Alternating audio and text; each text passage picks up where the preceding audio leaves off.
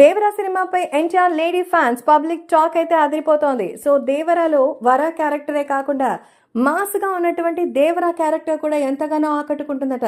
ఇందులో highlight character అంటే దేవరా క్యారెక్టరే. ఆయన మాస్ లుక్ లో ఉండడం, ఫాదర్ క్యారెక్టర్ ఉండడమే కాదు, ఏ రేంజ్ లో అయితే మహేంద్ర బాహుబలి క్యారెక్టర్ మనకు అంతా బాగా నచ్చేసిందో, సో నిజంగా ఇప్పుడు కూడా అదే రేంజ్ లో అయితే దేవరా క్యారెక్టర్ కనుక ఉంటుందట.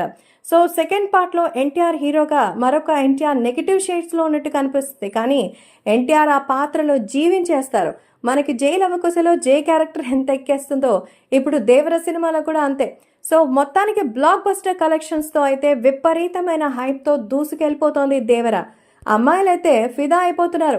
నిజంగా దేవర సినిమాలో రెండు క్యారెక్టర్స్ని చూపించిన తీరు చాలా చాలా మెజిషియన్గా అయితే ఉందంటూ చెప్తున్నారు.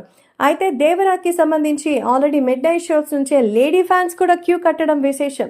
దేవరలో వచ్చినటువంటి మ్యూజిక్కి స్పెషల్గా అందరూ కనెక్ట్ అయిపోయినట్టుగా అయితే తెలుస్తోంది.